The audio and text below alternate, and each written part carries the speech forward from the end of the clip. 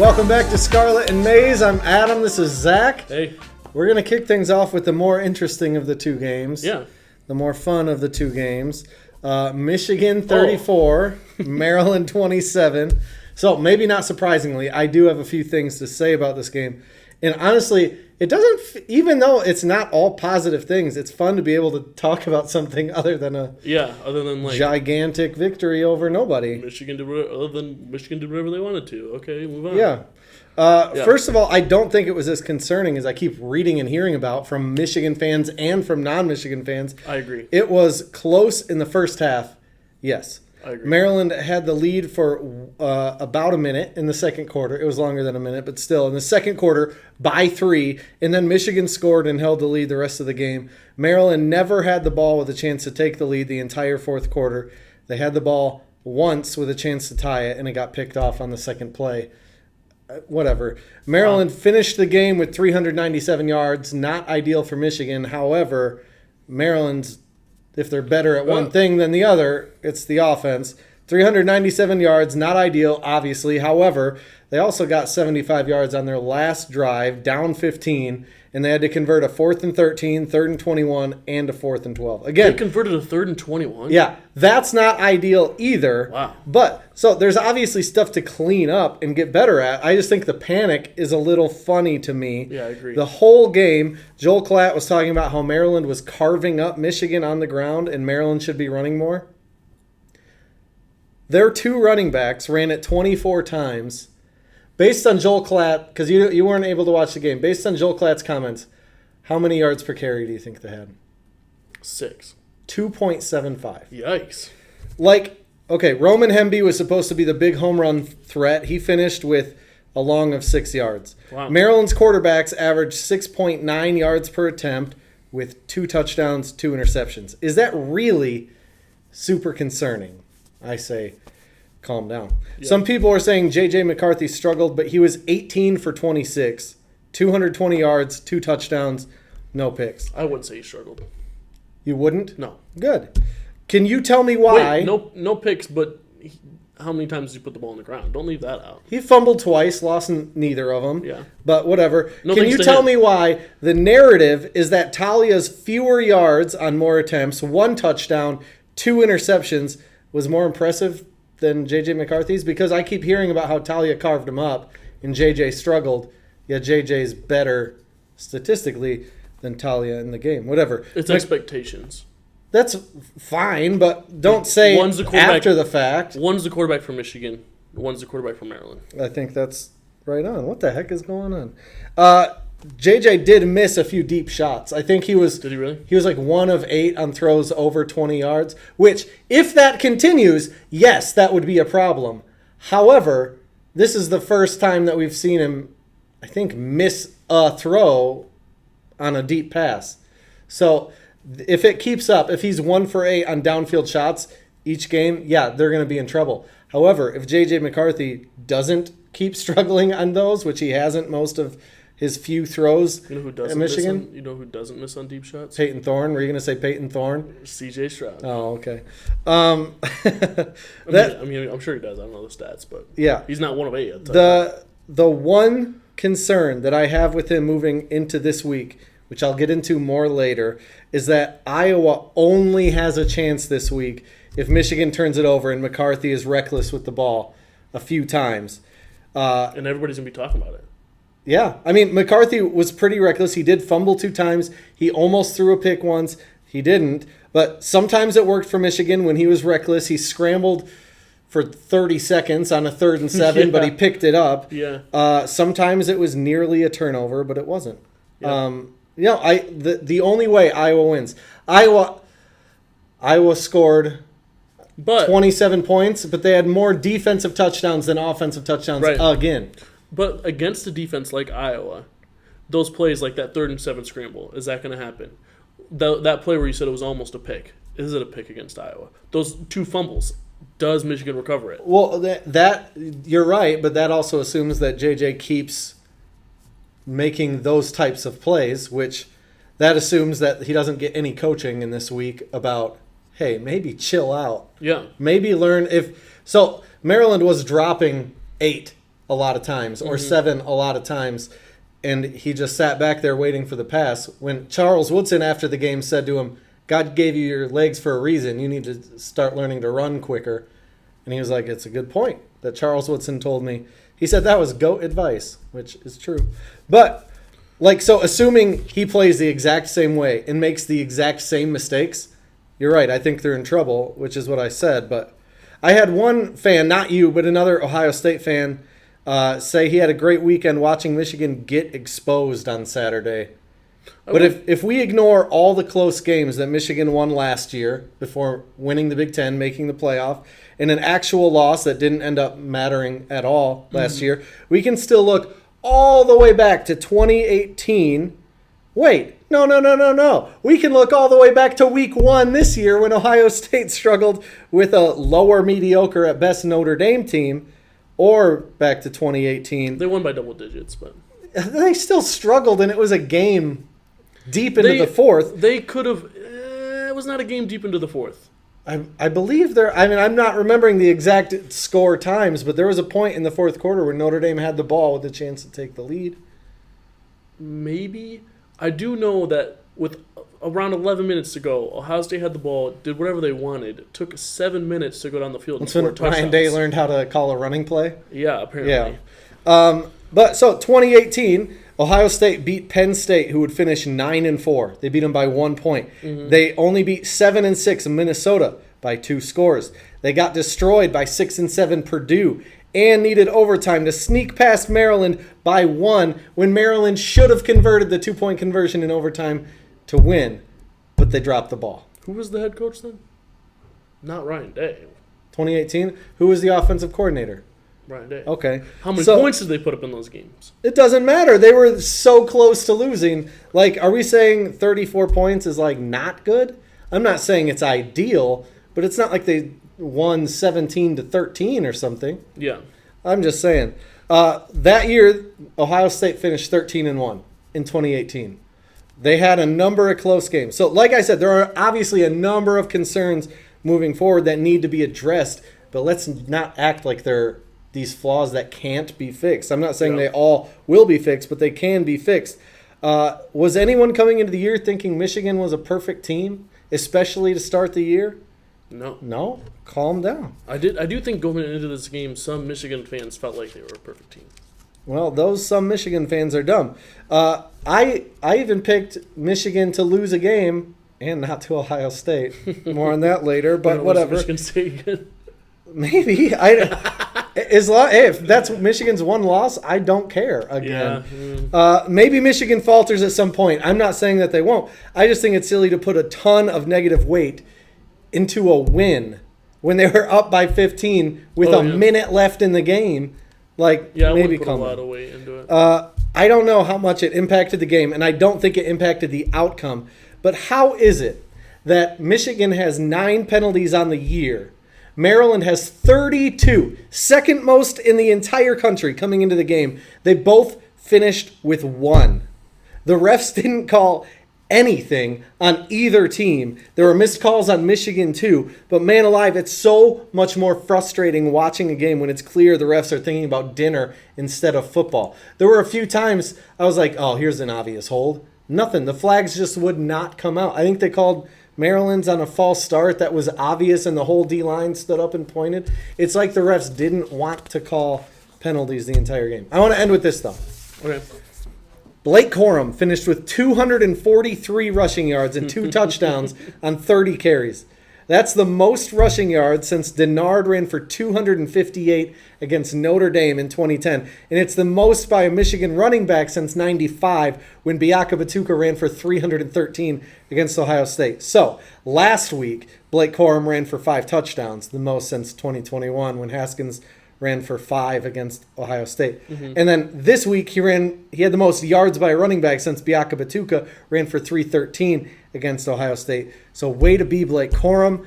I made a bet with my Spartan friend Joe. I love you, Joe, that Blake Corum would outgain all of Michigan State for their entire game, and I won by 3 yards. You were sweating at the end? No, not really. We didn't watch the State game. He had already turned it off, so we'd check the stats randomly. And then later he was like, "Oh, you won the bet." That's funny. Yeah. What are your thoughts on the Michigan game? I didn't watch the game because I was at the Tennessee-Florida game. But the stats show that JJ did about as good as Cade McNamara last season. Which can we say he did about as good as Cade McNamara, and people are saying he struggled.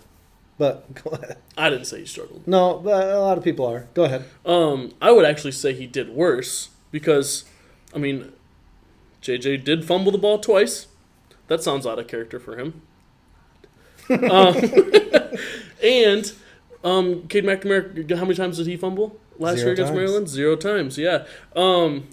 This is the first time they've played an actual Power 5 team, and he looked a little more down to earth, if we're being honest, right? Yeah, he's looked great against those Colorado State, Hawaii. Who's the other team? I don't know. Exactly. That's my point. Who knows who they played because they played a bunch of garbage teams. But, like, he looked a little more down to earth, a little less like, oh, JJ for Heisman. I'm not hearing that as much this week, which is a little nice, to be honest, because... Well, because now we're hearing Blake Corum for Heisman. No, well, we know CJ Stroud's going to win the Heisman. They ran the ball more and more efficiently this year against Maryland, yet it was a one-score game. In a game where there was a fluke fumble on the opening kickoff. That was planned. That was a designed play. Fluke fumble on the kickoff. If Maryland doesn't fumble that, or they maybe recover 1 or 2 of McCarthy's fumbles, then they legit might win this game. That's giving a lot of credit to Maryland's offense, which had 13 points in the first half. Okay. That being said, they got a lot of yards on a lot of drives they punted on. I do think that Maryland, despite being 3-0 going into this game, they're not a good team. SMU is not a good team. They beat them the week before by 7. I know there's no transitive property in football. I agree with that. You say that a lot. I agree with that. But that being said, I still think Michigan's one of the best teams in the Big Ten, and they don't have a lot to worry about other than getting smacked by 30 points the last weekend in November. If that happens, I promise you, on camera right now, I will shave your head. Okay. Yeah, you won't. Because there's a chance. See, I came out of this. I don't think Maryland is in contention by any stretch for the East. I do think that they are better than last year. And they return their entire offensive line. They have a really good receiving core, one of whom got hurt on Saturday. Hopefully it's not for a long time. And Talia got hurt. Talia got hurt. I don't know if he came out because of his pick, and they were like, we're not going to come back. We need to save him. I don't know what the deal is. Hopefully he comes back for this week. Although the backup looked okay too. My point is I do think they're improved, and I think they might be on the same level as like Penn State. Ooh. I also am not sold on Penn State yet. Oh, I'm not sold on Penn State, but they will not beat Penn State. Time will tell. I'm not saying they'll beat Penn State. I'm saying it's a question in my mind. Now, the last time I said this, I said is Illinois contender in the West. I got to wait and see. Yeah. So who knows? I do think Maryland is better than Maryland typically has been. You were talking about Ohio State in the past. Michigan and Ohio State do play this year, unlike 2 years ago when Michigan chickened out. They play in Columbus. Do you know the last time Ohio State lost to a Big Ten team in Columbus? It's been a while. Do you know what year? 2015. 26 straight home wins in the Big Ten. Born on third stuff. Yeah, Michigan's not going to beat Ohio State this year. Okay. I mean, streaks end. You know what I mean? That's your underwear. Ohio State 52, Wisconsin 21. Thoughts? I mean, Ohio State looked great all around in a game that was 45-7 before the backups and third stringers came in. I am loving Cade Stover at tight end. And it's not just him getting involved in the pass game because that's really fun. He had 2 touchdown catches this last game, and he is just really fun to watch. He's a farm boy, just goes out there and works hard. I think it's super cool that this dude has played 3 different positions with the Buckeyes, and he's finally found his spot. He's great at blocking. He sprung a deep run at one point in the game, and he just has looked great all around at that position. I could talk about all the weapons that they have all day long. All day long. But one thing that I have loved about this season that was frankly not there last season, at least on both sides of the ball, is the offense and defensive line have been killing it. They have been dominant this year. something that a championship team needs, and I think that this will be huge in a step back in the right direction after taking a step back last year.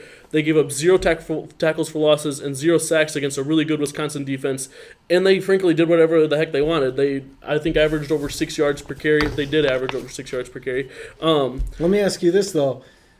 Are you saying a good Wisconsin defense, a really good Wisconsin defense, because of Wisconsin past and not Wisconsin present? Why do you think that Wisconsin's defense is really good this year? The point that I'm driving at I do think it's partly the feeling of like they have Wisconsin. a good defense, defense in the past, and it'll be interesting. But so my point is, who good has Ohio State played? Who better than Michigan? No, just good. I know that Michigan's not really played anybody good. I'm just saying, I think that for Michigan and for Ohio State, it's a lot of nothing except maybe Penn State until they meet.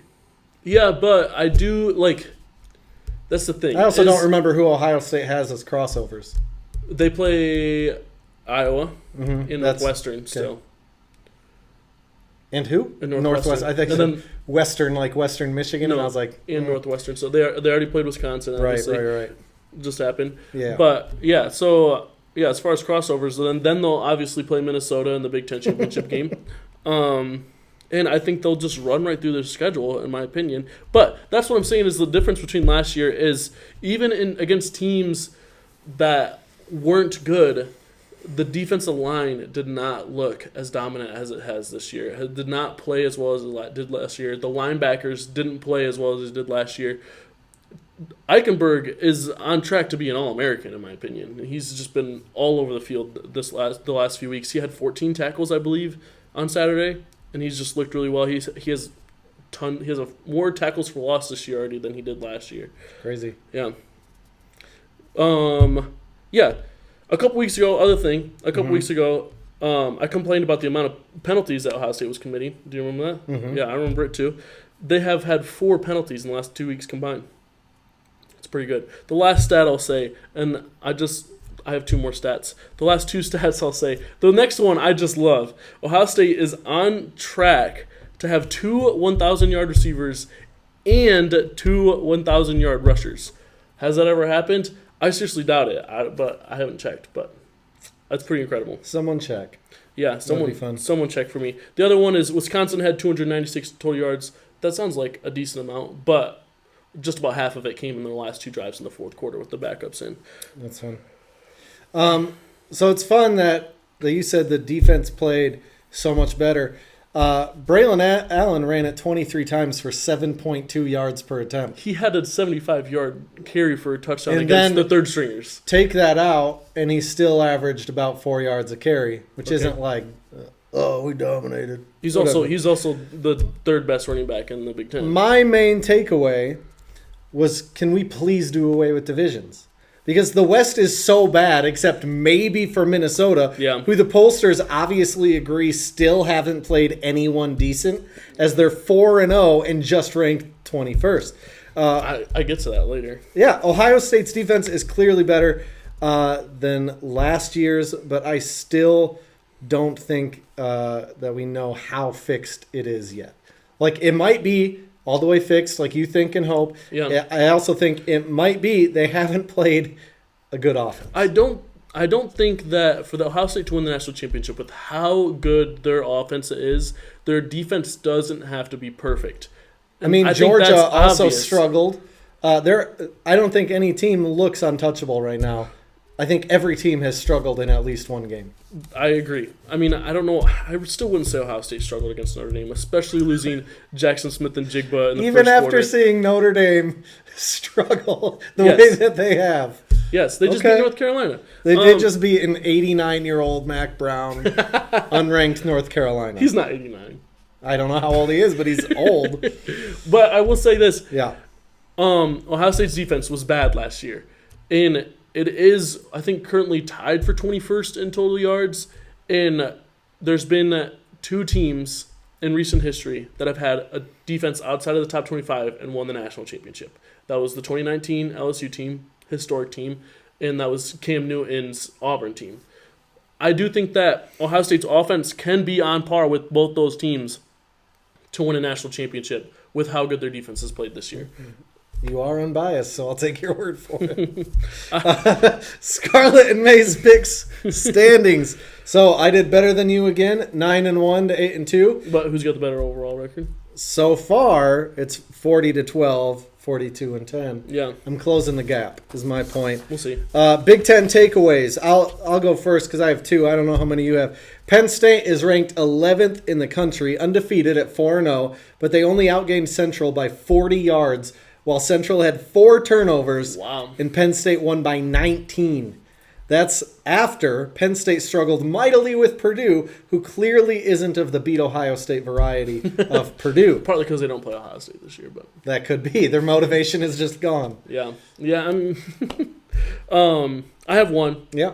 I think that Minnesota versus Ohio State is the easy bet for the Big Ten championship right now, and that's what I picked before the season started. Fun. Yeah.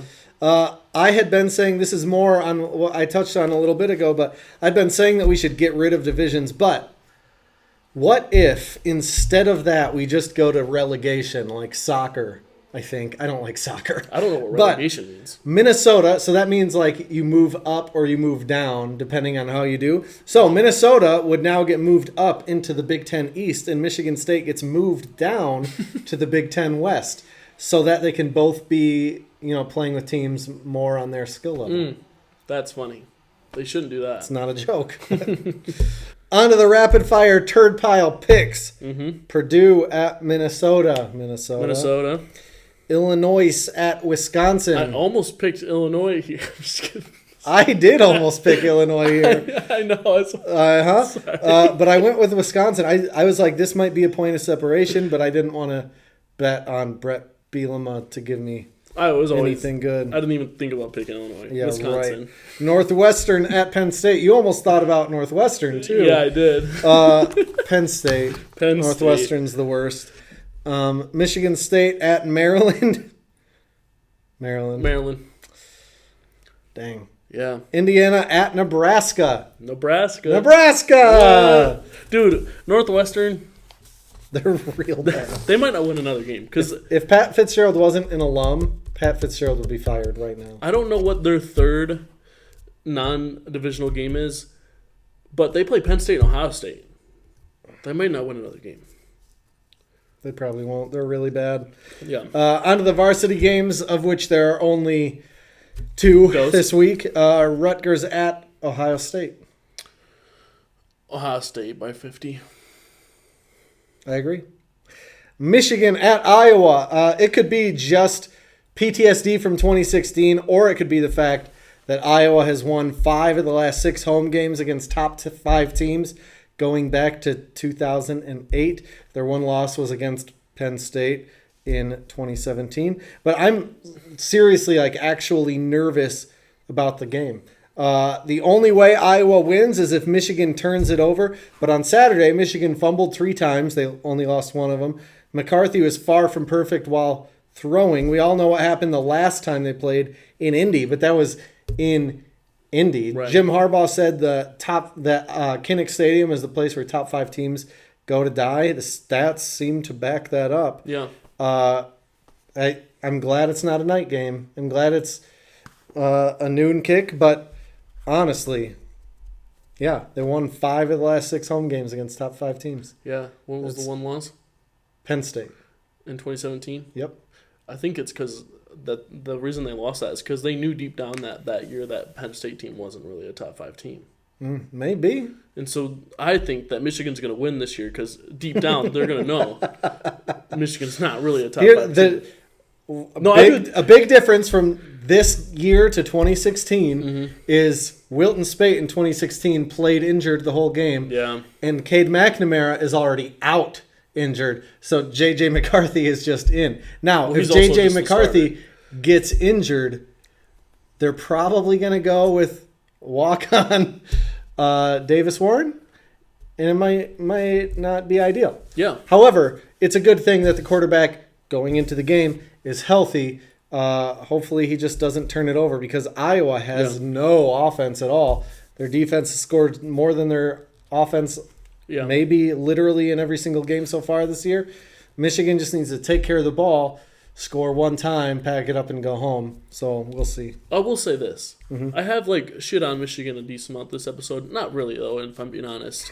I do still think that they're one of the best teams in the country, and I think there is a legit chance, partly because of Michigan's schedule, that the playoff is 2 SEC teams and 2 Big Ten teams in Bama, Georgia, Ohio I State, heard Michigan. someone say, because the NCAA is garbage, if the NCAA allowed that, if they put in 2 Big Ten teams, 2 SEC teams, they could say, look, change is coming. This is why change is coming. They could try to wrap it up and be like, see, we're doing a good thing here. By, this year there's 2 Big Ten, 2 SEC. We're fixing that with the 16 or 12 team, not 16 team. Yeah. The only teams that Michigan has to worry about, because they're going to have one loss, they're going to be 11-1, lose to Ohio State. The only teams that they have to worry about to make the playoffs is if Clemson's undefeated, they'll obviously be in. They have a decent chance to be undefeated because they play in the ACC. I don't think they're as good as Michigan. The other one is USC. If they're undefeated, they'd be in over Michigan, obviously, because Michigan would have the one loss. But if both those teams lose one game, I would say there's a really good chance that Michigan still makes the playoff. I agree. When they lose to Ohio State. This weekend was good for those chances. I'm blanking on the teams that lost, but yeah, the Big 12 is almost completely eliminated. Plus, I mean, there's a lot of one-loss teams already in the Big 12. Who still has to play Kansas? Yeah, Kansas. I think Kansas is the only undefeated team from the Big 12. Watch Kansas win the Big 12. That'd be fun. That'd be crazy. Lance Leopold would be like... he should be either way. He could leave right now if he wanted. He'd get a Mel Tucker contract and be like... Yeah, I bet he would do better after he got it, though. Game of the week, Oklahoma State at Baylor. Speaking of the Big 12. Yeah. Rematch of the Big 12 title game from last year. This is at Baylor. I kept going back and forth up until we were about to record, but I love Dave Aranda compared to Mike Gundy. I kept thinking Mike Leach. I was like, it's not it. Dude. Friggin' Mike Gundy, he's 40. We get it. He has a mullet. He's gross. Dave Aranda's way better. Baylor 32-26. I love Mike Gundy. Not as a coach, just as a guy. I think he's funny. I think he's hilarious. Yeah. That is all it takes for me to love somebody, is if they're funny. Not really, but I do like Dave Aranda more as a coach. I do think that Jim Knowles was a decent part of Oklahoma State's success last year. Hence why Ohio State's defense is way better. Baylor was my preseason pick to win the Big 12, and I'm still rolling with the Bears here. I think they win by double digits, 34-20. Things no one is talking about. I'll let you go first. All right, well, what the F is the AP poll? Kansas has a way better resume than Ole Miss. They've played better teams. They beat these better teams by more points. Yet Ole Miss is 14th. Where's Kansas ranked?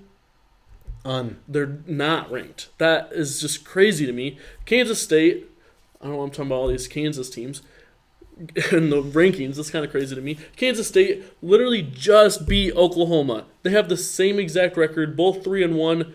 Oklahoma's ranked 18th. Kansas State is 25th. Don't know how that adds up. Another thing that doesn't add up is Baylor lost to BYU a couple weeks ago. They have also the same exact record, and Baylor is 3 spots higher than BYU. Just switch them. I don't know. Doesn't make sense to me. Also, last thing about the AP poll. If we're being honest, someone in the SEC, maybe like Ole Miss, had the same exact schedule and record and outcome as Minnesota right now. They'd be top 10. They would be probably top 10, or at least ranked where Ole Miss is ranked right now at 14th. And Minnesota is, we talked about earlier, 21st. It's crazy to me. They're not in the SEC? Minnesota, join the SEC. Don't. That would not be good for them. That wouldn't be good for anybody, I think. Yeah, I think they would. They could probably win 8 games with this year's team in the SEC. I don't think the SEC is that good, though. But depending on who they draw. Yeah. You get Bama and Georgia, they already got 2 losses. You get Tennessee, they're at 3 losses. Kentucky, they might be at 4 losses. I don't know if they lose to the rest of the SEC, though. So they might be at 8 losses. Lose to Kentucky. Yeah, I don't know. They legit could win 9 games in the SEC. There's only one way to find out. Yeah. Go east and south. Yep. My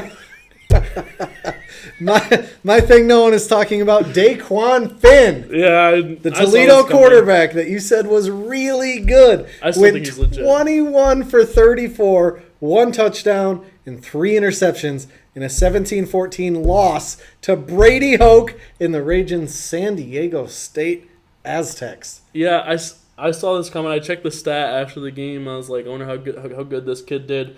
He did not do good. And, I'm eating my words right now, but I still think that he is a legit athlete, and maybe San Diego State was better at containing him in the pocket where he had to make throws instead of scrambling and then finding a guy downfield way later. All I'm saying is once he played a real defense, he struggled. Oh, yeah. Okay. Look, if Brady Hoke's team does a better job against you than your team, maybe it's just another data point to consider. Maybe your team's not as good as you think on defense. Maybe. I'm honestly not worried about it. Good. TND thinks Ohio State's the best team in the country. I don't care. What's your tweet of the week, Zach? My tweet of the week is from Ohio State's Barstool account, and the caption is, this is ridiculous, in all caps.